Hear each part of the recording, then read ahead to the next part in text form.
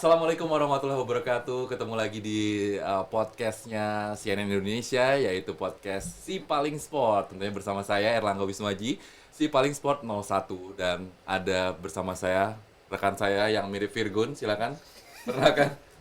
Bahas ya. Saya Avandi Wiradinata, Si Paling Sport 07. Dan kali ini, di episode kali ini sudah ada bersama kita semua yang baru saja mencetak sejarah, Evan, ya. Betul. Christopher Tanuwijaya dan Priscilla Karen Karen. dari Timnas Basket Putri Indonesia. Kita tepuk tangan dulu. Buat yang belum tahu nih, Timnas Basket Putri kita baru saja kembali mencetak sejarah setelah terakhir di SEA Games Kamboja bisa meraih medali emas, dan terakhir Timnas Basket Putri Indonesia promosi ke divisi A ya, Koitop ya, di FIBA Women's Asia Cup. Nah, untuk memulai obrolan kita hari ini, Van, Koitop sebagai manajer / penanggung jawab Timnas Basket Putri / yang ngasih dana Timnas Basket Putri, tolong ceritain dong, Koitop, gimana perjuangan dari Timnas Basket Putri kita di FIBA Women's Asia Cup Divisi B kemarin sampai akhirnya bisa promosi nih, Koitop. Iya, ini memang perjuangan yang luar biasa ya. Saya jujur aja, uniknya nih gini, saya selalu nanemin ke mereka untuk selalu percaya, yakin kita bisa ngadepin apapun. Tapi jujur aja, saya sendiri berangkat ke Bangkok yang nggak percaya-percaya amat sih. Emang kenapa nggak yakin sama timnya sendiri? Pertama, ini levelnya di atas SEA Games, lawan-lawannya. Lalu kita berangkat dengan short-handed. Jadi di SEA Games kita punya Peyton. Dia posisi center. Pemain naturalisasi ada dua ya, Kimberly dan Peyton. Kimberly sama Peyton di SEA Games. Di FIBA kita hanya boleh pakai satu, jadi kita milih pakai Kimberly. Nah, lalu dulu di FIBA Asia yang 2 tahun lalu di Jordan, kita ada Gabriel Sofia, center.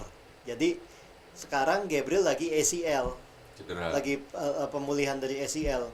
Nah, berarti kita nggak ada center sama sekali kali ini. Lalu selain itu, kita di SEA Games kita punya 2 point guard. Begitu juga di FIBA Asia 2 tahun lalu kita punya 2 point guard, yaitu ada Agustin, satu lagi ada Adelaide. Adelaide ini lagi cedera, tangannya patah. Jadi ya benar-benar short-handed banget gitu loh.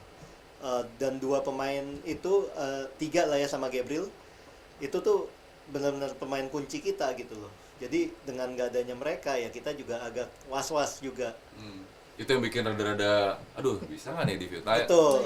Karen sebagai salah satu pemain ngelihat dengan skuad timnya yang di FIBA Women's Asia Cup Divisi B kemarin, kondisi seperti itu gimana? Karen main di posisi 4 ya? Aku 4, aku power forward. Tapi ya itu karena tahu skuadnya sih sebenarnya kan nggak beda jauh sama SEA Games. Cuma ya memang pemain-pemain yang pemain kunci yang kata Koitop itu benar-benar mereka berpengaruh banget di tim gitu loh.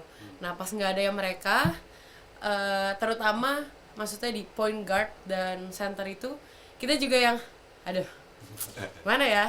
Tapi ya itu tidak menutup kemungkinan, maksudnya sisa playernya juga ya kita do my best aja, all the best.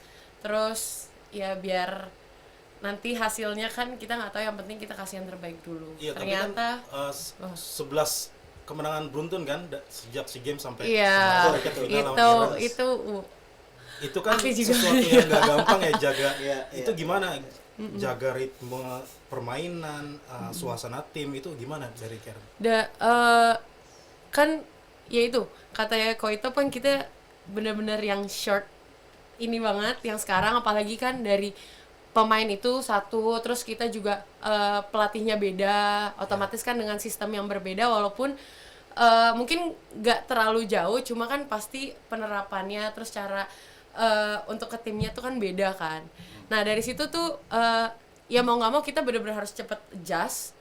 Terus akhirnya kayak itu juga benar-benar yang nggak nyangka banget, apalagi maksudnya ya ini tim yang di FIBA kemarin kan itu di atasnya SEA Games kan. Nah jadi benar-benar yang wah aku udah benar-benar yang nggak bisa ngomong lagi, benar-benar yang kita bisa mempertahankan sampai 11-0. Sapunya nggak dipakai kok. Kemarin bajunya ada sapu kan. Sapu bersih ya. Sapu bersih. Jadi kunci suksesnya apa nih kok itu bisa meramu tim dari SEA Games sampai FIBA Women's Asia Cup kemarin terus ada di peak performance-nya itu, jadi kuncinya apa nih di timnas basket putri kita nih? Kalau buat saya kuncinya tetap di mereka inilah, pelaku-pelakunya di lapangan. Mereka benar-benar serius ngejalanin semua program-program yang kita siapkan. Mereka benar-benar all in to the program gitu loh. Saya tahu mereka capek. Bukan cuma capek badan tapi capek hati juga. Karena ini TC yang gila-gilaan, benar-benar gila-gilaan, karena kita nonstop dari kapan ya, kita mulai lagi tuh di September 2022 sampai sekarang. Kemarin abis SEA Games mereka memang ada break 1 bulan, tapi langsung lanjut lagi, dan itu capek banget secara physically, mentally. Meskipun kita upgrade nih, ini setelah SEA Games juara kita upgrade hotelnya. Jadi hotelnya jadi lebih mewah, semuanya lebih mewah. Tapi tetap aja namanya orang dikasih yang mau semewah apapun, tapi kalau setiap hari ketemunya itu lagi ya kayak burung disangkar emas juga gitu loh. Tapi ya itu, saya menghargai gimana mereka all in ke programnya. Kita juga harus kehilangan Coach Sophie di last minute setelah SEA Games. Dia balik ke Taiwan, dia kerja sebagai asisten coach di timnas Taiwan. Ada pelatih baru, itu pun last minute, semua last minute. Tapi ya itu sih kunci suksesnya, mereka tetap percaya tim ini bisa berhasil dan mereka serius ngejalaninnya gitu. Pergantian pelatih itu juga sempat ramai kalau kita lihat netizen. Oh rame, ya. netizen Karena kan kapan nggak si rame? Maha benar netizen. Iya, namanya juga netizen. dari Coach Sophie yang ngebawa timnas basket kita dapat emas SEA Games ganti ke Coach Marlina, itu kan sempat ramai dan ada keraguan tuh. Iya. Itu gimana tuh di tim sendiri dan Coach Koitop sebagai manajer dan penanggung jawab dan penyandang dana dan Pokoknya segala-galanya itu di timnas sebenarnya basket banyak putri. banget Sam. Dari saya dulu atau Karen dulu nih? Sweet deh, sweet. Dari Koko dulu. Kalau saya gini, saya juga bingung sama diri saya sendiri nih. Aku juga bingung kalau gitu. Saya tuh punya satu keanehan. Saya selalu berhasil dengan kerjasama saya dengan pelatih-pelatih yang notabene sebelumnya kurang berhasil dan atau pelatih yang belum punya pengalaman. Justru malah hasilnya bagus ya kalau pakai gitu ya. Contoh dulu saya di CLS di IBL. Dulu kita pakai Mr. Kim pertama. Oh, Mr. Kim kan hebat kan, di Aspak, di mana, wah rekornya bagus lah. Tapi gagal terus kita sama dia. Lalu kita ganti ke Coach Cacing Wahyu. IBL Rookie coach langsung juara. Dengan Jamar ya dulu ya, Iya, Koitop itu ya? langsung juara sama Coach Cacing. Lalu kedua ABL. Coach Brian Rossem, sebelum kita ambil dia di Vietnam, rekor dia cuma 2 menang dalam satu musim. Wah. Saya waktu ngambil dia, saya dimarahin sama GM kita sendiri di CLS, saya dimarahin. Ngapain ini nggak pernah menang, bla bla. Ya saya bilang nggak tahu, saya percaya aja saya. Ternyata juara gitu kan. Coach Sophie waktu kita ambil, sampai ada netizen yang, waduh saya salut, netizen Indonesia memang luar biasa. Kelas 62. Ada netizen yang sampai bisa tahu rekornya Coach Sophie ngelatih di Taiwan itu gimana, dia bisa tahu, dia komplain di sosial media. Ini mah karena punya hubungan sebagai temen aja makanya diambil. Di Taiwan nggak pernah menang. Wih, hebat lu bisa tahu. Gitu. Tapi memang Coach Sophie di Taiwan, dia ngelatih 3 tahun, 0 menang. Tapi kalau ambil kok itu Iya, benar sih. maksudnya Banyak jadi alasan itu. Benar. Lu ngambilnya itu pergantian itu gimana? Jadi kan kita ada TC ke Taiwan, Oke. kita try out ke Taiwan, Ah. lalu kita lawan tim dia. Dan saya ngelihatnya adalah cara dia ngelatih itu detail. Oke. Dan pemain-pemainnya dia tahu gimana memposisikan diri masing-masing di lapangan. Jadi angle tertentu aja itu udah bisa nyusahin lawan. Jadi cara dia berdiri, cara dia jaga, dan itu detail banget. Meskipun tim dia nggak pernah menang, tapi detail-detail itu saya lihat ada di dalam timnya dia. Fundamental banget gitu Coach. Iya, bukan fundamental dan sangat detail gitu. Nah itu yang kita nggak ada. Jadi itu yang saya mau, waktu itu saya coba bawa ke Indonesia gitu loh. Akhirnya kita hire dia. Sebelumnya kan kita sama Coach Lori yang dari Australia. Lalu kita hire Coach Sofi. Ya hasilnya ya seperti ini, berhasil gitu loh. Nah sekarang kenapa Marlin? Marlin tuh sebetulnya bukan orang baru. Dia waktu sama Coach Lori dia udah ikut di program ini. Tapi dia married, hamil, ya harus ngurus keluarga dulu. Nah sekarang anaknya udah agak besar dikit. Coach Sofi pun sebetulnya udah ngejar dia udah lama, pengen ngajak dia gabung. Tapi waktu itu dia baru melahirkan. Nah waktu Coach Sofi last minute memutuskan buat dia pulang kampung, ya kita cuman punya waktu kurang dari 1 bulan untuk persiapan FIBA ini. Divisi B ini ya. Iya, dan kita lalu mikir juga, Coach Sofi di Indonesia nih udah 3 tahun dan dia cewek gitu, jadi nggak gampang loh buat seorang wanita ninggalin keluarganya, negaranya, bener-bener lama banget dia di sini, nggak dapat jodoh lagi di sini. Karena tinggi di sini kan, waduh, tingginya aja sama cowok tinggian dia. Iya gitu, jadi nggak gampang. Jadi kita mikir gimana nih kalau kita mikirin, ya saya nggak tahu saya berapa lama di timnas, tapi kalau bisa ada 1 orang yang bisa mimpin tim ini tuh lebih jangka panjang. Dan kalau untuk kondisi-kondisi seperti itu berarti dia harus orang lokal, gitu. Jadi kenapa Marlin? Ya untuk pelatih wanita lokal, pinter, ya pilihannya nggak banyak. Salah satunya Marlin dan iya. akhirnya terbukti ya. Terbukti. Alhamdulillahnya terbukti ya. Terbukti ya. Kalau nggak dirujak lagi sama netizen. Udah Tapi kalau dari Karen sendiri menang aja udah dirujak kita. tetap ya menang ya gitu. Kalau dari Karen sendiri pergantian pelatih itu kemarin gimana? Apa hal mendasar yang paling dirasain tuh apa? Ada adjustment nggak? Ada Ya. adjust pasti, sama dari sistemnya kan. Kalau kita bilang kalau misalnya Coach Sofi itu orangnya detail, tapi emang detail banget dia. Dan tesnya sama Coach Sofi kan panjang, waktu itu kita almost 9 bulan. Jadi benar-benar yang di breakdown dari defense-nya, dari offense-nya, dari pola ini benar-benar di breakdown-nya bisa panjang gitu loh. Nah sedangkan kan ini di FIBA ini kita kemarin satu bulan lebih sedikit, terus dengan pelatih yang baru juga, dengan sistem yang baru juga. Jadi awalnya tuh kita yang kadang kan kalau si Coach Sofi kan setiap ngasih pola atau segala macam kan dia breakdown kan. Nah kalau ini kan kalau untuk nge-breakdown lagi butuh waktu yang lama lagi dan nggak bisa gitu loh. Sedangkan kan kita benar-benar harus yang cepet masukin pola-pola baru, karena kan kita juga nggak mungkin pakai pola yang lama gitu kan untuk dari segi sistem defense atau offense-nya.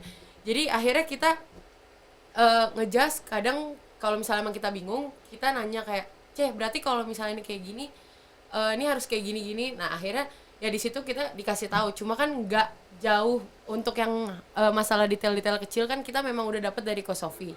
Jadi ya, dan Cemalin juga udah tahu kalau misalnya kita udah dapet hal itu dari Coach Sofi, jadi dia tinggal masukin kayak langsung masukin ke sistem aja, udah nggak di breakdown gimana lagi karena karena kita dari pergerakan misalnya dari screen atau enggak, kalau misalnya ada screen seperti ini kalian defense-nya harus seperti apa, itu kan kita udah dapat dari Coach Sofi. Jadi yang dari Cemalin cuma tinggal langsung masukin ke sistemnya aja. Dan memang kan beberapa dari kita kan udah gabungnya udah dari tahun lalu kan, dari yang SEA Games itu. Jadi tinggal awalnya tuh adjust-nya juga kita nggak terlalu lama sih. Cuma ya memang bedanya ya itu benar-benar kita langsung putar, terus Cemarlin masukin kayak gini. Oh ya udah, oke. Nah, semuanya langsung, dan untung ya karena kita emang bareng-bareng as a player, jadi kita udah ngerti gitu. Chemistry-nya udah dapat. Dari segi chemistry pemain kita udah dapat, tinggal yang ya kita ngikut Cemarlin maunya seperti apa, sistemnya seperti apa, ya kita tinggal ngikut Cemarlin. Tapi tadi gue tertariknya Karen sama Koitop bilang TC-nya timnas basket putri ini kan panjang ya, Koitop ya. Iya, Ya, iya. Dari sebelum SEA Games Kamboja. sebetulnya kalau mau ditarik mundur lagi ya sebelum SEA Games Vietnam. Vietnam 2021 ya. Iya, Sampai sekarang. sampai sekarang. Hampir 2 tahun tuh. Itu terus tuh, TC terus di Surabaya terus TC dikekepin di Surabaya terus ya Karen ya. Iya. Tapi kalau pemain-pemain kan biasanya kalau setahu saya nih kalau TC untuk multi event kayak gitu pemain-pemainnya masuk di SK Kemenpora gitu, atlet Masuk, pelatnas, SK terus dapat uang saku, Nggak gaji. dapet. Nggak dapet. Langsung Jadi nggak dapet. Jadi dapat dari mana uangnya untuk Dari- pendanaannya? Ya dari Koitop. Dapat dari negara. Iya, Apa itu? dapat dari negara.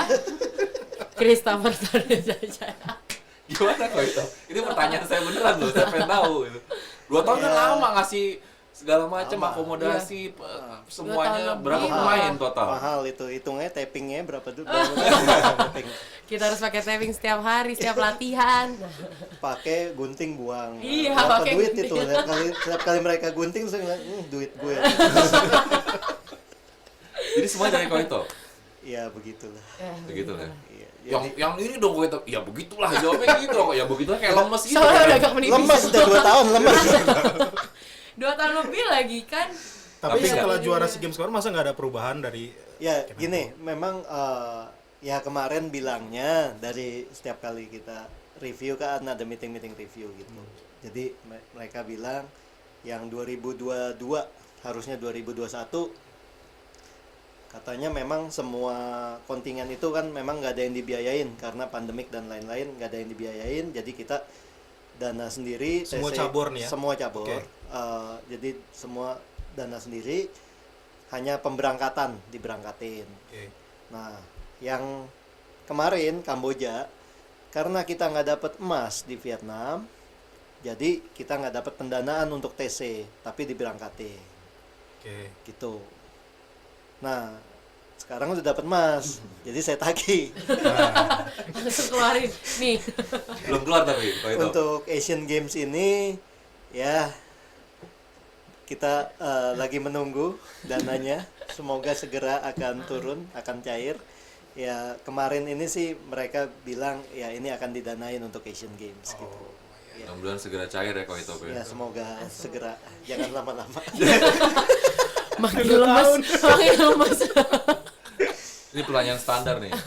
Udah habis berapa Koito ngurusin Wah. timnas basket putri? Ya kalau setiap tutup buku terus ada mobil mewah lewat ya kayak aduh sedih.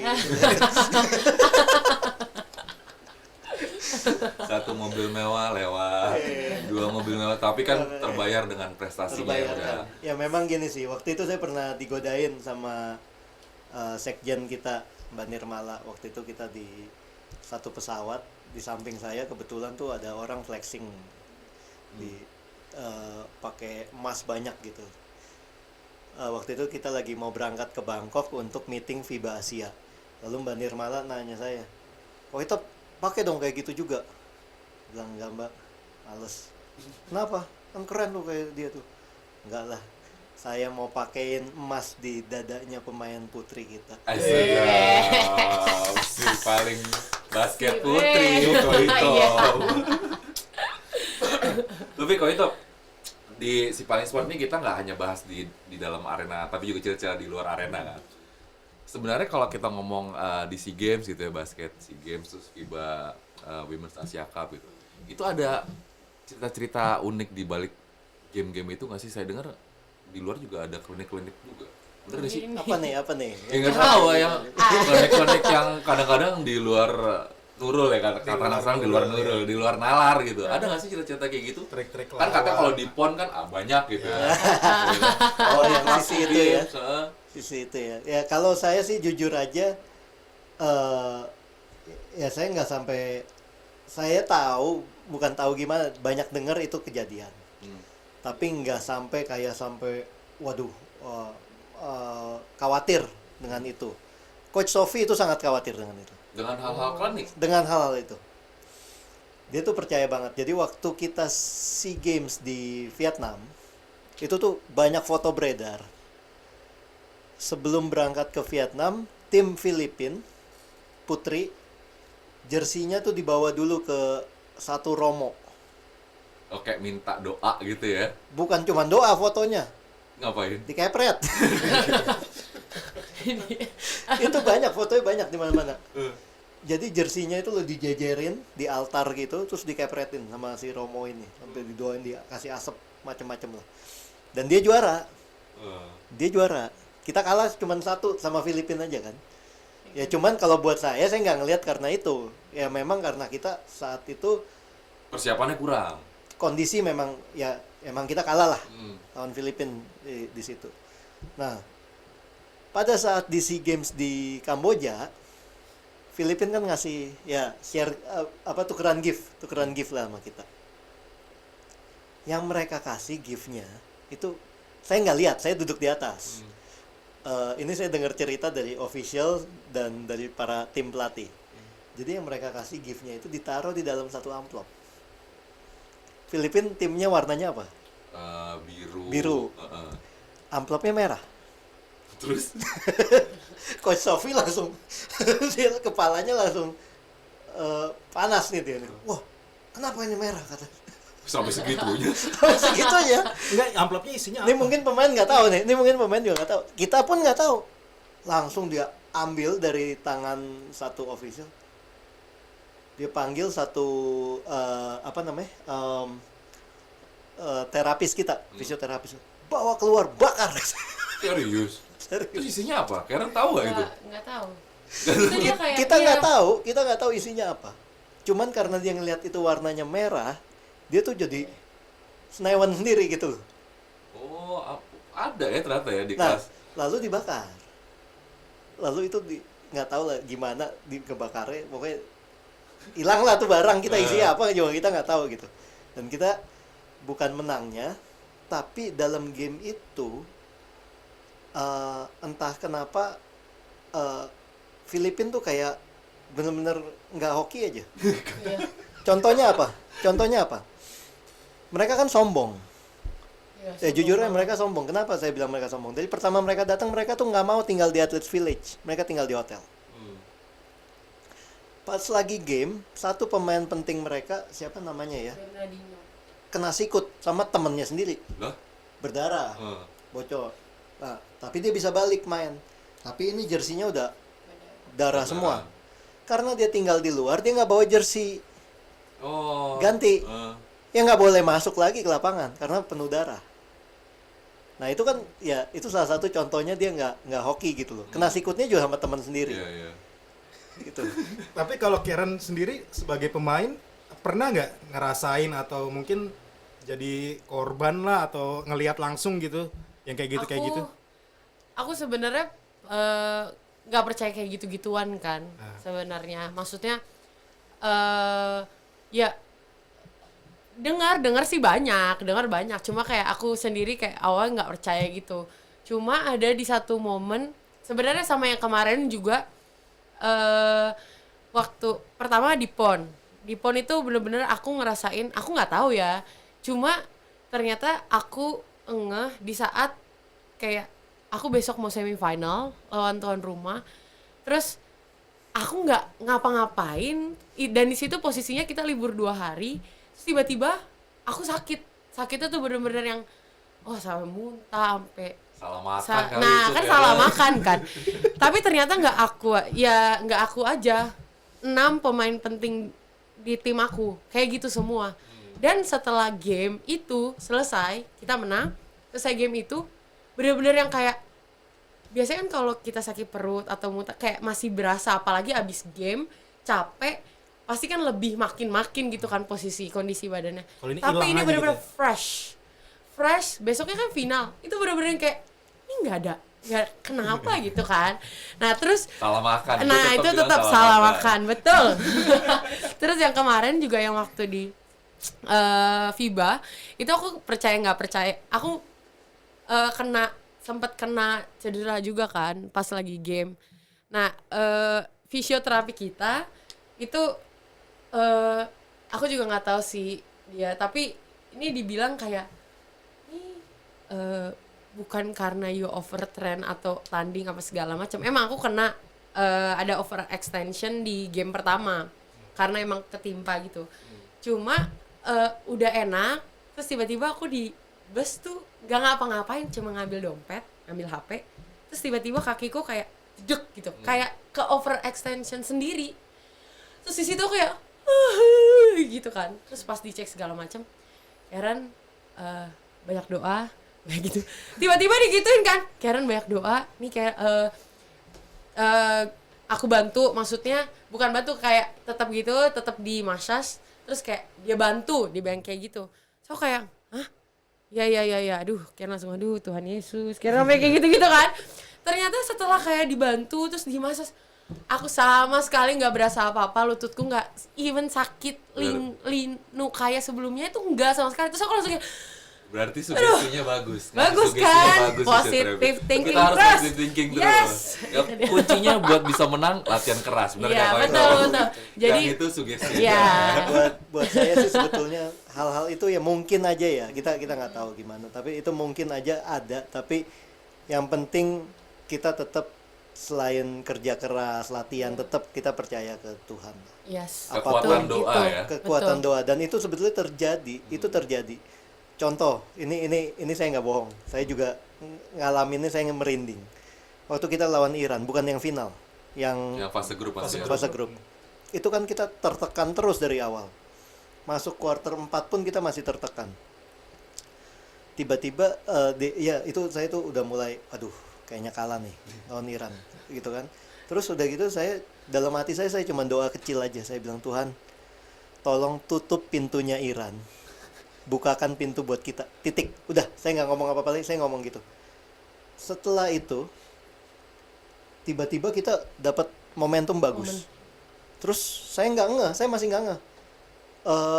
Manajer operasional kita Hendry di samping saya, dia nyolek saya, gila kita 9-0, 9-0 run. Pada saat dia ngomong gitu, saya langsung keinget apa yang saya baru ngucap. Wih, gila, doa gue didengar langsung. Langsung gini. Terima kasih Tuhan. Dan tapi ya itu buat saya ya gitulah. Apapun yang kita misalnya ya lawan mau ngapain aja, udahlah kita percaya aja ke Tuhan kita, udah titik Iya. gitu aja. Latihan plus doa. Ya, Iya. Hasilnya serai di atas ya. iya. Oke, itu Iya. alhamdulillah Iya. hasilnya Alhamdulillah. bagus. Oke. Tapi kok ada satu hal yang seru juga untuk dibahas nih. Kalau kita ngomongin timnas basket putri ya, ini kan kita beda lah. Kalau di putra kita punya IBL liganya. Kalau putri nggak ada liganya kan sampai sekarang nih kan. Kan ada dua pendapat nih.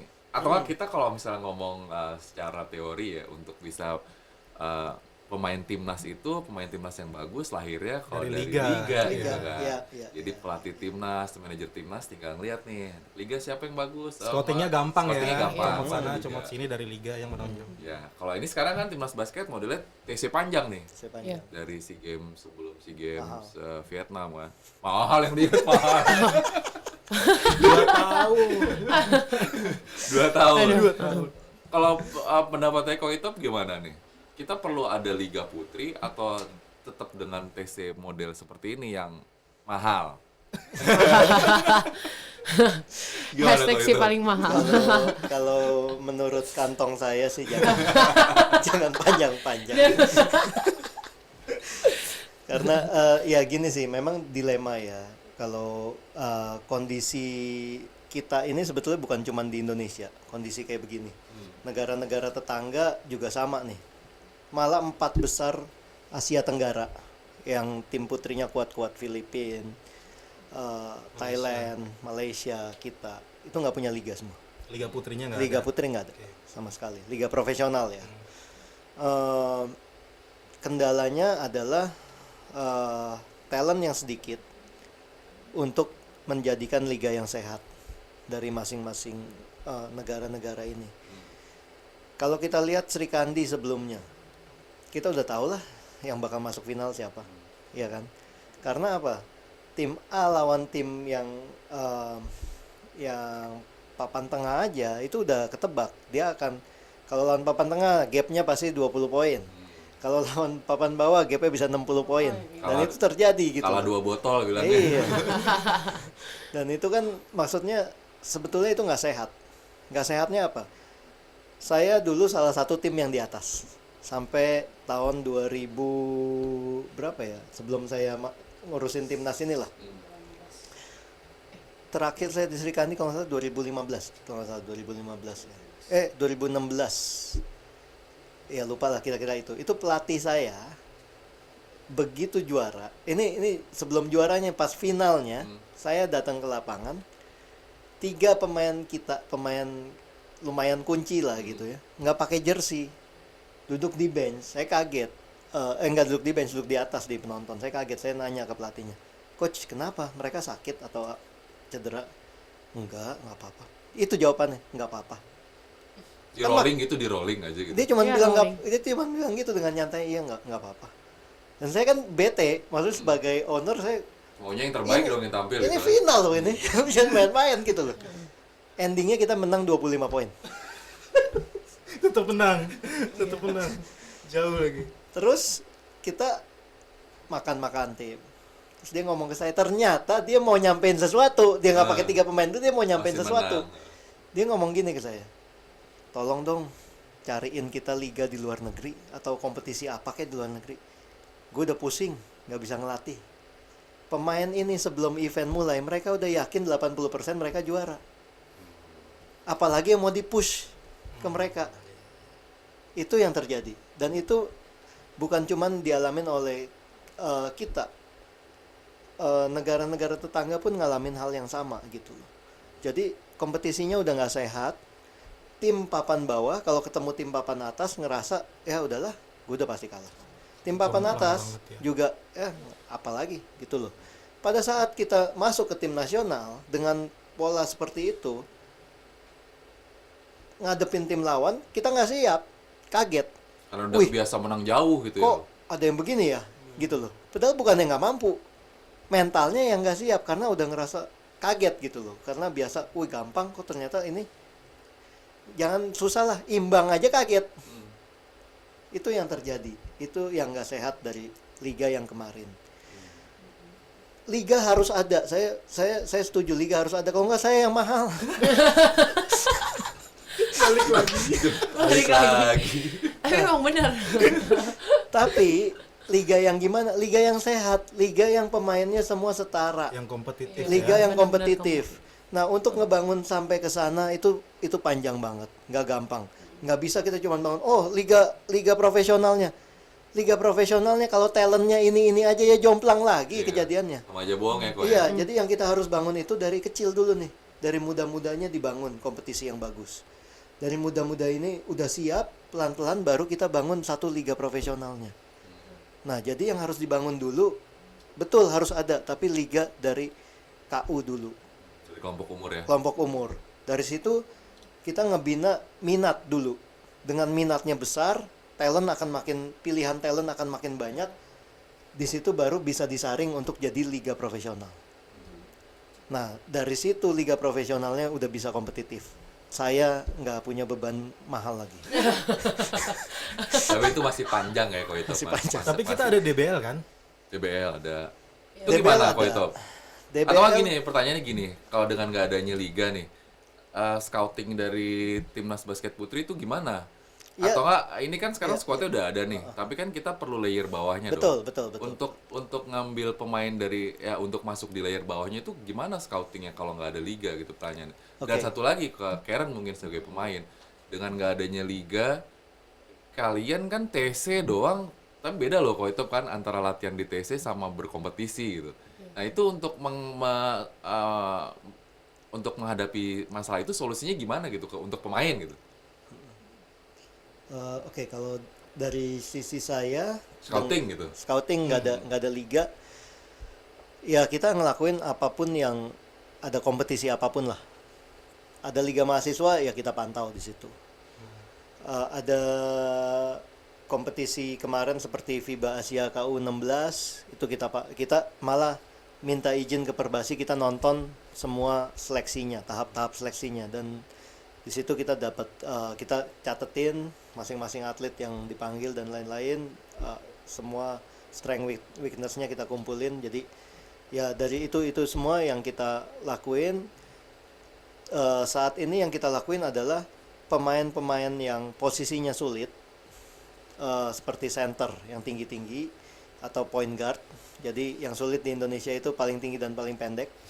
Itu kita kumpulin muda-mudanya, kita mulai panggilin, kita mulai libatin. Memang levelnya masih jomplang nih sama mereka, tapi pelan-pelan kita tetap libatin dalam latihan. Udah ada beberapa yang kemarin ke FIBA Asia juga kita nggak bawa, kita tinggal, tapi ada, kita udah libatin gitu. Jadi harapannya semoga pelan-pelan mereka bisa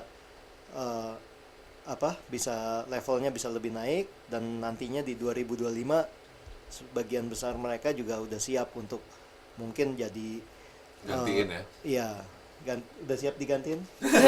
Jadi total ada berapa Siap, pemain siap. TC di timnas basket putri kok itu totalnya? Kalau jadi kita gini, kalau yang muda-muda itu kita lihat mereka seberapa mereka siap. Jadi kalau kira-kira levelnya masih terlalu jauh, kita panggil berapa lama, belum bisa, kita pulangin dulu, kita ganti. Jadi sebetulnya kalau dari dulu sampai sekarang sih udah 30 mah lebih ya. Udah mahal lah pokoknya. Duitnya koi top semua tuh ya? Ya kira duitnya koi top semua tuh ya? Iya, jelas. Tapi untuk Karen tadi gimana dengan gak adanya Liga Top? Sorry, saya Gimana? ada duitnya Bank Mandiri juga loh. Masuk. Masuk. Tapi kalau untuk Karen gitu ya, dengan gak adanya Gak ada liga atau gak ada kompetisi yang apa jadwalnya udah firm gitu, Iya. itu gimana? Kan perlu juga dong kalau latihan doang kan sebagai pemain nggak ada kompetisi juga nggak enak juga kan? Iya, awalnya aku emang kayak sedih banget setelah pandemi. Padahal sebelum pandemi kan Sri Kandi lagi hidup-hidupnya gitu lah, kayak di tahun terakhir itu kan, di 2019 akhir 2020 awal. Nah itu lagi pengen naik, terus kayak udah wah ini kayaknya kita bisa pelan-pelan saingin IBL juga, maksudnya dari sistem dari cowok IBL kita di Sri Kandinya. Terus tiba-tiba pandemi, setelah pandemi juga nggak ada liga sama sekali. Ya ternyata aku baru tahu ya memang untuk sebuah liga itu kan nggak gampang. Maksudnya Perbasi juga untuk membuat sebuah liga putri emang harus ada kayak peraturan-peraturannya gitu, entah dari sistem kontrak segala macam ke pemain. Nah di situ juga aku tahu yang gila-gila basket kayak Koitop ngeluarin duit untuk pemain banyak itu, kalau dibilang klub itu Fever cuma Surabaya Fever sama Games ya? kayak cuma 2 klub yang bener-bener yang Dulu ada Merpati ya dulu. oh ya Merpati Merpati, bener-bener yang kayak ini loh tim profesional putri gitu loh. Tapi kan kalau misalnya liga cuma 2 atau 3 tim, Ya bukan ya liga. bukan liga itu bikin namanya. trofeo aja. Iya. Jadi kayak even di klub aku sendiri, aku kan ada klub di Jakarta juga. Aku nggak ada memperlakukan, maksudnya ada kontrak buat aku digaji per bulan tuh nggak ada. Gitu. Jadi ya kita juga as a player kalau misalnya emang mainnya begitu-begitu aja, ya otomatis kan apalagi kemarin pandemi semua larinya ke kerja akhirnya. Kayak ya mau dapat apa, terus liga nggak ada. Realistis aja gitu ya. Terus nggak ada, maksudnya nggak ada kontrak juga, ya otomatis semua ke ya udahlah ngantor aja lah. Apalagi maksudnya kalau misalnya dari segi permainan ya timnas aja susah gitu loh. Jadi semuanya pada kerja, akhirnya ya pemain nggak ada. Terus klub misalnya sekarang memang putri ini lagi dilihat banget, oh ya mau bikin liga apa segala macam. Cuma ya balik lagi klub yang mau dan owner, iya siap, bos-bos yang serius. serius dan gak hanya 1-2 tahun. Iya. Yang ya kan sekarang ya oke nih sekarang lagi nama gitu kan. Iya. Ya untuk setahun pertama oke. Nah nextnya 2 tahun 3 tahun kita nggak tahu ke depannya kayak gimana. Nggak ada orang gila kayak Koitop lagi ngeluarin duit gitu loh. Ini Ya. cerita Karen nih saya pertama denger dia cerita gini tuh di Jordan ya. Waktu Iya. itu kita lagi berangkat bareng FIBA Asia Cup. Saya tanya Karen, kamu habis ini ngapain? Balik latihan lagi di klub? Nggak ada latihan katanya. Jadi dia latihan menjelang event ya. Iya. Menjelang event. Loh, terus enak dong gaji buta. Enggak kok, saya kalau nggak ada event nggak digaji. Iya. Saya sedih banget. Kenapa sedihnya? Kenapa saya ngegaji selama ini? Ternyata bisa gratis. Ternyata bisa gratis. Aku kira sedih karena aku nggak digaji gitu ya. Jangan Ini salah. sedih kayak kenapa? Enggak, kalau itu bikin selama ini gue salah dong. Mestinya gak usah gue gaji. Tapi Iya itu. kalau Jadi ngomong sedih. soal pemain nih kok itu. Sebenarnya kalau dari timnas basket putri ya, itu seberapa kesadaran mereka untuk menjaga apa ya performance tuh gimana sih kok itu? Dengar-dengar ada cerita lucu nih soal pemain-pemain timnas basket putri. Ya, kayak Sebelum mulai guys itu aku. Yang jam 2 pagi. Sebelum Jam 2 dijelasin pagi. itu aku guys. Jadi sebetulnya bukan cuma putri lah, bukan cuma putri. Jadi kan semalam saya kaget nih, tiba-tiba banyak nih gara-gara konvers kemarin nih, banyak yang ngirimin saya apa inilah yang saya omongin di konvers kemarin tentang atlet-atlet Indonesia tuh seperti apa sih pola pikirnya. Waduh, teman-teman tiba-tiba banyak yang nge-DM saya video itu, jadi wah ini gawat. seperti apa sih? Kok coba diceritakan lagi di podcast di paling Jadi sport. gini, memang problem kita kalau pengurus ya, ini satu saat juga akan ngerasain jadi seperti saya, dia akan jadi pengurus nantinya.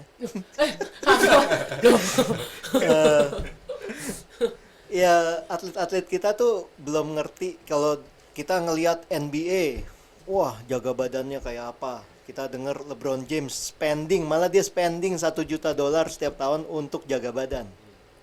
Atlet kita mendingan spending buat cilok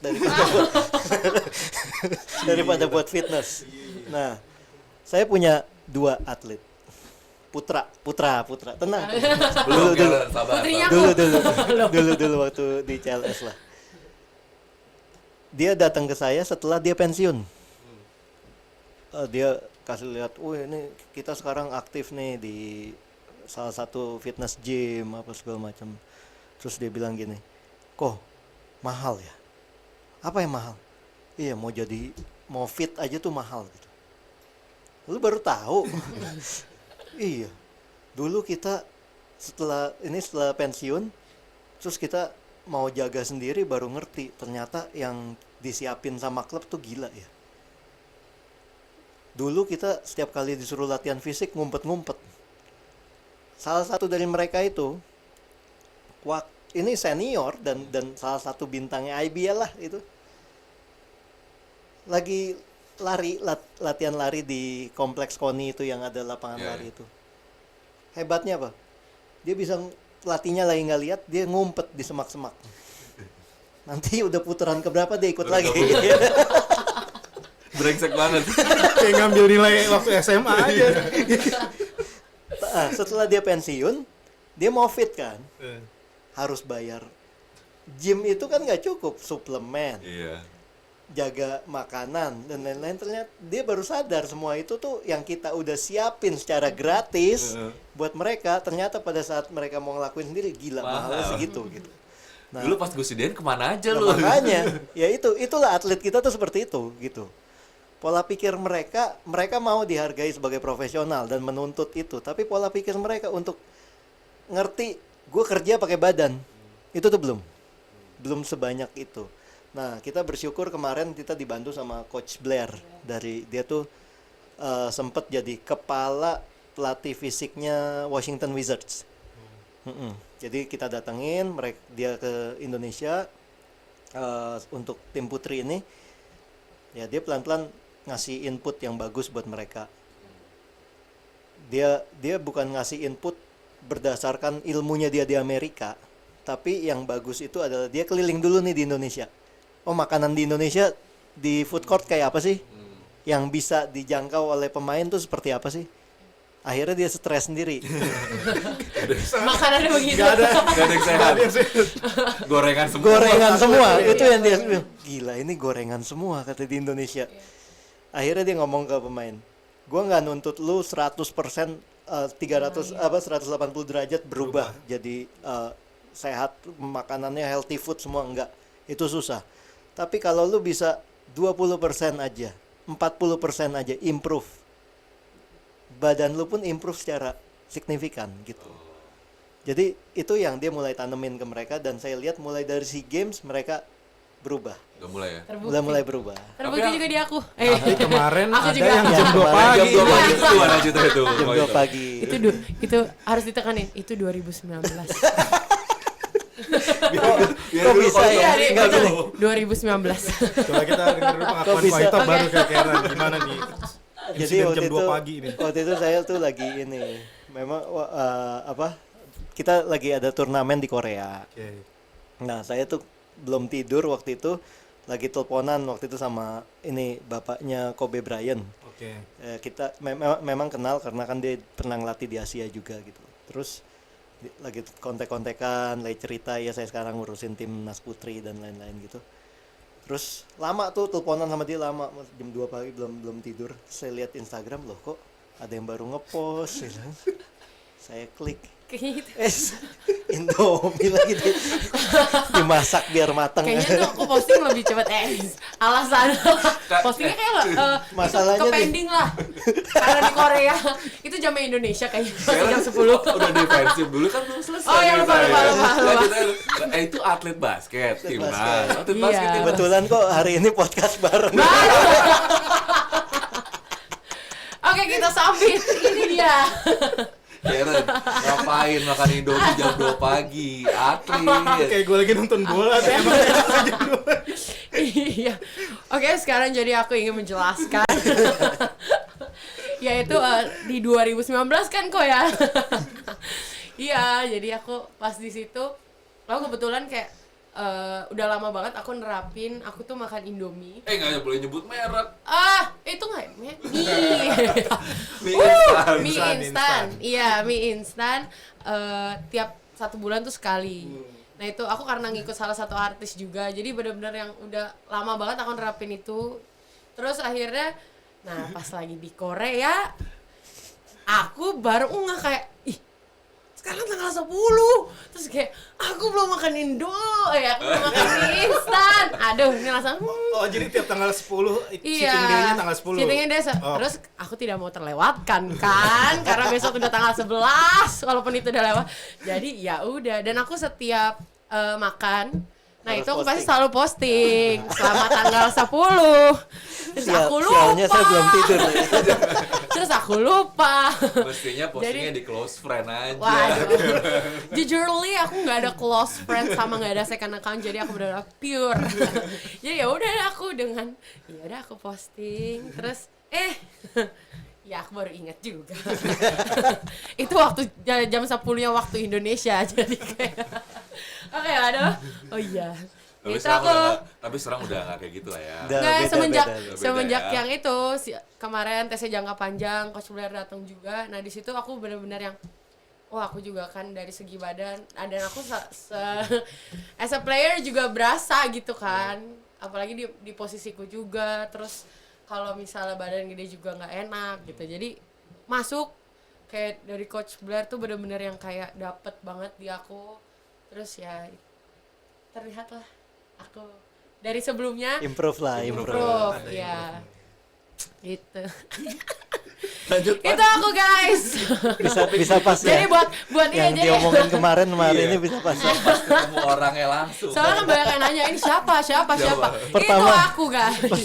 Pertama munculnya di Paling Sport. Nah, si paling Si sport. paling sport. Nah, Karen, ini. si paling mie instan. Iya.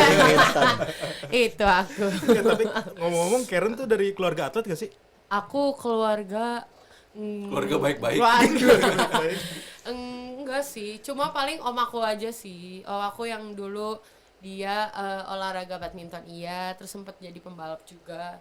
Terus tapi yang basketnya nggak ada. Bener-bener baru aku. Jadi bener pas aku pertama kali nyemplung di basket juga papi mamiku tuh yang bener-bener buta basket. Nggak tahu apa-apa. Berarti atas kemauan sendiri emang pengen main basket. Awalnya juga aku juga kecemplung. Aku sebelum main basket tuh aku main volley. Ya karena emang bukan keluarga sport, tapi kita main olahraga keluarga yang kayak badminton, tenis meja. Jadi pas di situ aku juga pas lagi main volley. Aku main volley 4 tahun sebelum main basket. Nah di situ aku main lah di komplek diajak kakakku. Jadi aku pertama nolak, kedua akhirnya ya udahlah gitu. Aku sama sekali nggak bisa main basket, dan itu pas aku kelas 1 SMA. Telat deh sebenarnya Telat hitungannya. banget, Iya. telat banget. Terus di situ aku diajak main di komplek, dan kebetulan ternyata anak-anak komplek ini dia dulu mantan pemain juga. Ada yang maksudnya yang main di divisi gitu. Akhirnya aku diajarin dribble, passing. Bayangin kan, badanku udah gede tuh 1 SMA. Nggak gede, nggak bisa dribble, nggak bisa passing, nggak bisa shooting 2 tangan. Itu kan kayak geli banget ya. Kita sekarang kalau ngelihat orang yang badannya gede Tinggi. tapi nggak bisa main basket kan kayak ih, Nggak, nah, itu aku Kalau gue dulu. bilang, gede bohong. Iya, itu aku. Jadi kayak akhirnya nggak tahu cepet gitu loh. Aku akhirnya ketemu salah satu klub juga. Dia mungkin ngeliat dari tinggi aku juga, postur aku juga. Akhirnya dari situ mulai aku, wah kayaknya basket seru nih. Nah dari situ aku bener-bener yang kayak nekunin basket sampai akhirnya sekarang. Jadi sekarang Gitu, ya. heeh. Oke, mantap. Berarti kok itu setelah emas SEA Games, kemudian promosi ke divisi A FIBA Women's Asia Cup. Selesai. Selesai. Nextnya bulan September ada Asian Games. Ini pemain diliburin apa langsung digas lagi nih kok itu? Gas,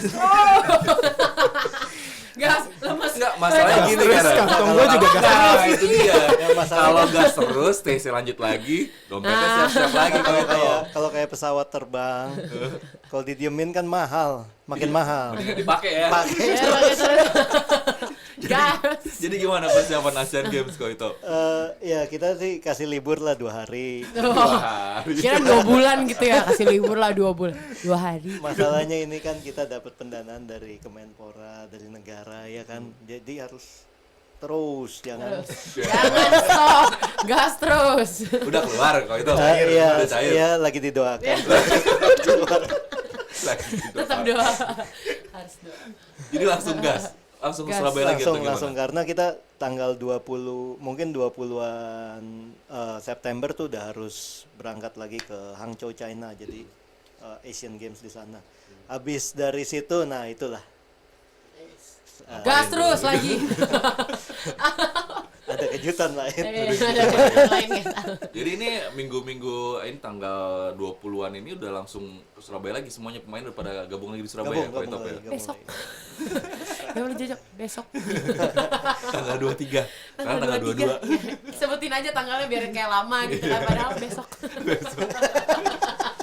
23. Tapi kok itu di persiapan Asian Games ini, kalau kemarin kan sebelum SEA Games ya, ada Koitop dari manajemen timnas basket putri ada pelatih skill nih, ada level little shooter, iya. little shooter. Kemudian nanti katanya mau datengin Phil Handy, pelatih NBA, Iya. LA Lakers, benar? Iya betul. Dia akan Kenapa sih datang. harus pakai pelatih-pelatih gitu? Ya biar makin mahal. Biar makin cepat itu dong, makin lemes. Memang datengin Phil Handy berapa bayarnya? Ya udah mahal aja lah. Dirembes nggak tuh? Ya ada bantuan. Bantuan. Bantuan ya? Bantuan. Jadi berartinya nggak full. Seperberapa kok itu? Ya adalah, ya lumayan lah daripada nggak ada. Lumayan. Tapi gimana kok itu persiapan Asian Games ini, apa nih rencananya yang untuk timnas basket putri kita? Kan kita jangan ikut Asian Games setelah SEA Games dan FIBA Women's Asia Cup ini. Kita udah promosi, nggak mau jadi bulan-bulanan doang dong di Asian Games. Gimana persiapannya walaupun cuma kira-kira sebulan lah ya? Ini sama pemainnya ini terus ini yang kemarin di Ya. FIBA Ya kalau Women's. kita sih FIBA Women. kasih semua pilihan ke pelatih. Jadi memang itu udah kebiasaan saya dari dulu. Kalau saya udah nunjuk pelatih, saya nggak akan ikut campur. Kecuali kalau memang mereka mau request untuk discuss, ya kita akan kasih idenya kita gimana. Tapi kita kasih pure semua keputusan untuk memilih pemain semua di pelatih. Jadi memang ada request juga dari pimpinan di Perbasi juga, ya kita mulai pikirin dong regenerasi. Kita udah lakuin di latihan, apakah nanti akan ada pemain-pemain muda yang dilibatkan di Asian Games, itu nanti kita lihat tergantung dari pelatih gimana gitu. Jadi kalau untuk pemain seperti itu, Kalau untuk target berarti ya di Asian Games ya. Ya harapannya sih ya bisa ngelawan lah sedikit-sedikit lah gitu. Syukur-syukur menang ya. Jangan paling buntut lah gitu loh. Ya memang kita tahu lawan kita nggak akan gampang. Tapi ini juga kesempatan bagus untuk kita nyoba karena kita kan masuk divisi A nih FIBA-nya. Ya inilah mereka yang akan kita hadapin di divisi A gitu loh. Ada China, ada Korea, Jepang, 3 nama itu aja udah serem-serem gitu. Itu tapi kita masih enaknya di Asian Games ini nggak ada Australia kan. Ya. Australia itu kan ada di divisi A tapi nggak ada di Asian Games. New Zealand juga nggak ada. Jadi mungkin ini adalah campuran antara tim-tim FIBA Asia divisi A dan divisi B gitu. Jadi ya semoga aja kita satu pool sama yang B semua. Amin. Ini harus diaminin. Gitu sih ya, gambarannya sih kalau kemarin saya bicara di NOC ke teman-teman Kemenpora, target kita ya peringkat 8. Peringkat 8 ya. Semoga itu bisa terrealisasikan nanti. Karen, ntar gimana Asian Games? Melawan tim-tim kalau masuk. Gitu dia. Dan sebenarnya Wih, kalau gak kalau dari sisi pemain ya, latihan sama Little Shooter kemarin, terus nanti ada Phil Handy datang gitu, pelatihnya LA Lakers, pelatih skill development ya kalau itu ya, hitungannya ya. Iya, Sebenarnya gitu. Itu seberapa besar sih pengaruhnya ke pemain gitu? Yang waktu kemarin Dan sih apa bedanya sih walaupun- latihan sama mereka sama pelatih-pelatih yang Kalau selama sama ini? Little Shooter beda dimaki terus. Oh iya. Keluar kata-kata, suka kita bukannya harusnya kan kalau diomelin kan kita yang, kalau kita nggak ketawa, idih keluar tuh kata-kata kan, bener-bener, waduh, lucu sih maksudnya. Cuma ya kalau yang kemarin sih kan kita tahu kalau misalnya Coach Chris itu kan dia ngelatih Chris orang kan itu Little Shooter. Little Shooter ya dia Coach Chris kan kayak tembakannya kan. Cuma ternyata dia nggak hanya ngelatih tembakan kita, tapi dia bener-bener kayak ngasih movement pergerakan dari posisi aku big man as a big man sama yang small man seperti apa, terus bener-bener yang simple move tapi efektif gitu loh. Jadi makanya cuma seminggu sama Coach Chris, tapi bener-bener impact ke kitanya tuh besar. Ternyata kayak pergerakan misalnya aku as a big man post move tuh gerakannya kayak gini, kita udah tahu, cuma kayak ada hal detail yang kayak sangkutin ininya elbownya di tangan dia, jadi dia nggak bisa gampang, maksudnya langsung cover gitu loh. Terus kayak oh iya, terus misalnya pergerakan kayak gini harus seperti ini, terus kita yang kayak oh benar juga gitu loh. Jadi kita awal kan mikirnya wah dilatih syuting kita mau dilatih kayak gimana lagi syuting kita gitu loh. Nah ternyata nggak hanya itu, dia ngasih tahu bener-bener yang skill dalam pergerakan movement sama yang untuk tim juga. Misalkan kayak kita pergerakan screen tuh harusnya you chill karena kan kita dia tuh selalu mention kayak yang Relax ya. iya relax, calm, kenapa lu buru-buru, kayak kita screen tuh mau lari screen gitu, chill aja, tiba-tiba duk gitu loh, kayak oh iya kenapa lu semuanya tuh maunya buru-buru gitu. Ternyata oh iya ya, kita kan mikirnya kan kita try untuk cepet biar kayak defendernya kayak apa gimana, ternyata tuh nggak gitu loh. Dia kayak lu nggak perlu lo buang-buang tenaga untuk itu, padahal lo tinggal chill kayak jalan gitu, terus tiba-tiba kayak pakai 1-2 langkah untuk speed roll gitu. Jadi oh iya, dan emang kita dapat banyak. Nah yang ini kalau aku kan tahu juga Coach Phil ya, Phil Handy. Iya itu dari memang latar belakangnya udah wow banget, terus dengan dia datang juga kita bisa latih juga yang suasana pasti baru, terus kita juga senang dan pasti dapat ilmu banyak dari Coach Phil. Jadi kayak terima kasih. Pokoknya lo mas. Maksudnya disuruh ngasih kelas juga ke timnas cowok dong kok itu bagi-bagi. Ya, kalau ikut bayar nggak apa-apa. Aduh, mas. Patungan gitu ya. Patungan ayo aja. Tapi ada rencana tryout sebelum Asian Games? Semoga bisa dapat karena ini kelihatannya nih saya ngajak kemarin tuh kita mau ngajuin ke Korea, ke China, semua nutup pintu semua. Nggak tahu kenapa, apakah mereka nggak mau kita karena lagi mau ketemu nih ya. Jadi kayak mereka nutup pintu atau gimana saya nggak tahu. Kita udah approach China, Korea, Jepang. Kenapa kita approach 3 negara itu? Karena kita tetap menganggap 3 negara itu bukan kelasnya kita lah, kita masih belum di sana lah, tapi kita mau belajar dari mereka gitu. Kenapa kita nggak mau approach negara-negara yang selevel? Nanti ketahuan dong kalau selevel gitu. Jadi ini ya itu yang kita lakuin, tapi belum dapat jalurnya. Ini baru dapat waktu saya di Bangkok kemarin, ada satu klub dari Jepang cukup antusias mau datang ke sini. Jadi lawan latih Jadi tanding ya? lawan latihan ya. Semoga ini lancar, kita bisa lakuin itu. Jadi sebelum Asian Games-nya kita berangkat, kita bisa datangin mereka ke sini. Oke. Fandi, ada yang mau ditanyain lagi? Si paling sport? Wis. Cukup sih ya, kita udah nggak terasa udah hampir Sejam nih hampir kita sejam ngobrol. nih kita ngobrol-ngobrol banget. Kurang. Kurang. Terima kasih banyak Koito Terima kasih. dan Karen. Titip Untuk salam untuk teman-teman timnas basket putri. tetap Selamat. semangat jelang Asian Games. Koito tetap semangat juga. Bertanggung jawab penuh ke timnas basket putri, jangan pernah bosen, jangan pensiun dulu. Karen juga sama. Makan makan mie instannya juga kurang-kurangin. Oh iya. Enggak. Tiap tanggal 10. Tiap tanggal 10. Di atas 10. Oke, kalau itu Karen, terima kasih Terima banyak kasih. waktunya. Saya harus tutup dulu podcast si paling sport ini. Oke semuanya, itu tadi obrolan seru kita dengan Koitop dan Priscilla Karen. Timnas basket putri yang baru saja mengukir sejarah setelah dapat emas SEA Games, promosi ke divisi A dan sebentar lagi akan siap-siap untuk tampil di Asian Games. Demikian episode podcast si paling sport CNN Indonesia kali ini. Sampai jumpa di episode berikutnya. Bye-bye.